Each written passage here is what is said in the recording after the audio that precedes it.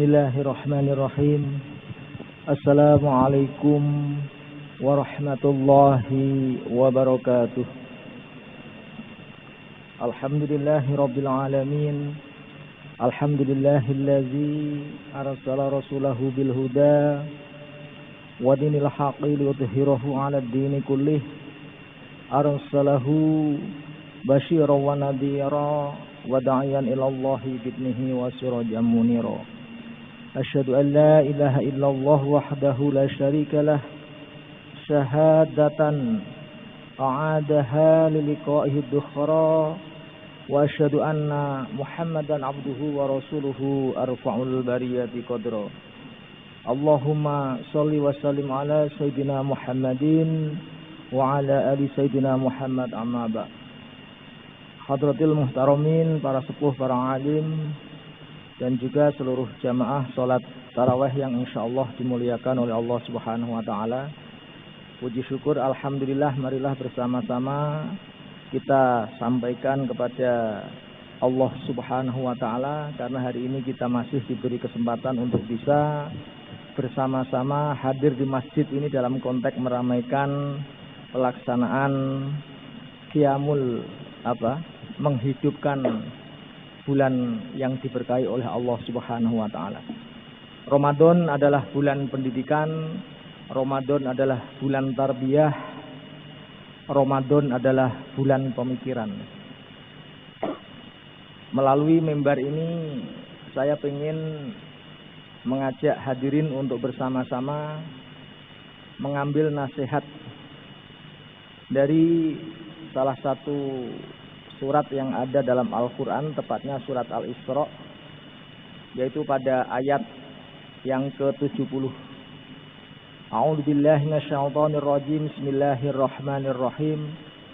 Walaqad karamna bani adama wa hamalnahum fil barri wal bahri wa razaqnahum minat thayyibat wa faddalnahum ala katsirin mimman khalaqnahu tafdila.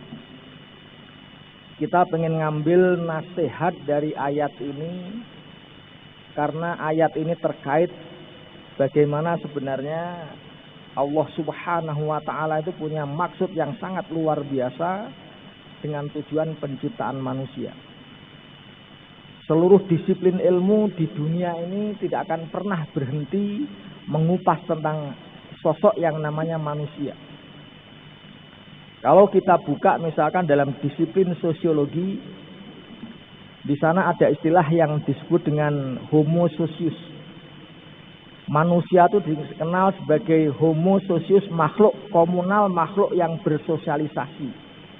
Karena manusia ini dianggap sebagai makhluk sosial, sehingga posisi tertinggi dalam konteks sosiologi itu adalah orang yang sanggup membangun komunikasi yang bagus dengan berbagai lapisan dan jaringan. Itulah orang yang punya posisi yang sangat tinggi dalam konteks disiplin sosial. Dalam ilmu politik kita mengenal istilah zone politiken. Kita mengenal bahwa dalam dunia politik itu existing manusia itu dinilai dari kecanggihan cara berpikirnya.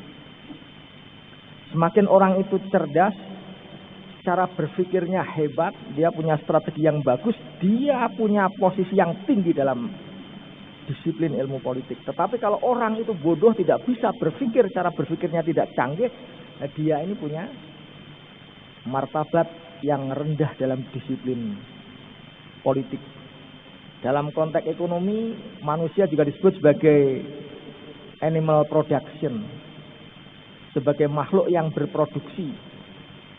Jadi manusia ini karena dipahami sebagai makhluk yang berproduksi, maka mengukur harga diri manusia ini adalah sejauh kapital yang sanggup dia miliki. Jangan pernah mengaku Anda itu hebat, manusia itu hebat kalau dia itu miskin. Dalam konteks ekonomi, dalam konteks kapitalisme, itu bisa diketawakan. The man is the measure of all anything. Manusia itu adalah diukur dari yang menjadi alat ukur segala-galanya dalam konteks ekonomi. Man is what he eats, man is what he wears. Manusia adalah apa yang dia makan, manusia adalah apa yang dia pakai.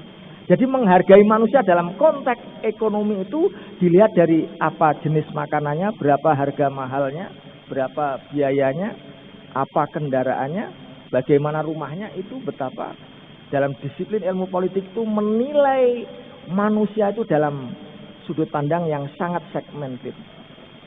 Bagaimana kemudian dalam Islam, bagaimana sih Allah itu kemudian punya tujuan terkait dengan penciptaan manusia.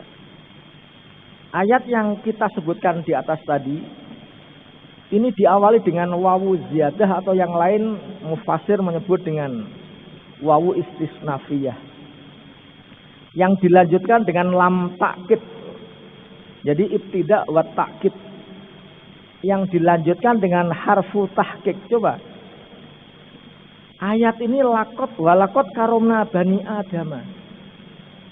Ketika Allah menyebut bahwa kami telah memuliakan anak Adam, Bani Adam ini Allah tidak cukup dengan satu penegasan kata takkid, tetapi didobel.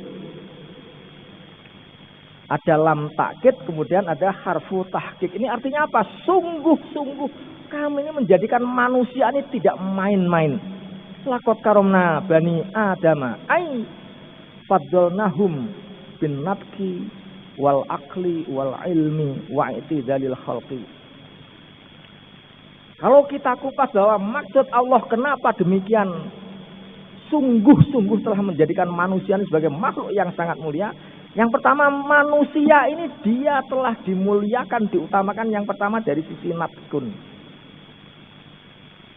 Manusia diberi kelebihan oleh Allah Subhanahu wa taala. Yang pertama, dia punya kecanggihan dalam konteks komunikasi. Tidak ada komunikasi di dunia ini, di semesta ini yang secanggih dari cara berkomunikasi manusia. Bahasanya jelas, intonasinya jelas, lafaz-lafaznya jelas. Kita di Indonesia aja ini punya 600 kelompok suku dan kita punya hampir 400 dialek atau lahjah dalam berbahasa. Ini menggambarkan betapa hebatnya natkun yang diberikan oleh Allah Subhanahu wa taala, sehingga manusia ini menjadi satu-satunya makhluk yang punya cara komunikasi yang paling canggih di semesta ini.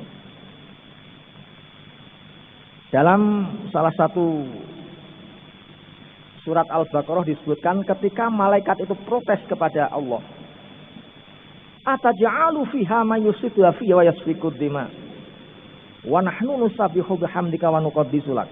Qala inni a'lamu ma la ta'lamun.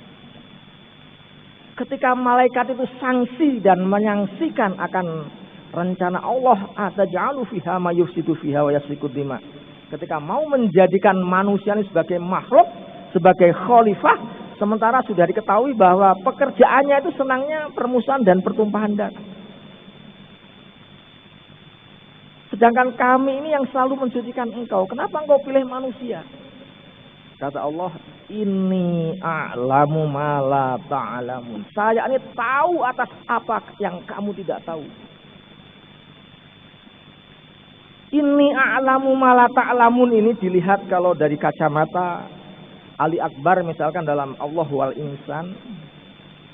Ini menggambarkan betapa hanya manusia dengan pola natkun, pola komunikasi yang sangat canggih itu, manusia dia bisa berkomunikasi sangat intim dengan Allah Subhanahu wa taala. Yang ini tidak dimiliki oleh makhluk-makhluk yang ada di semesta ini yang lain.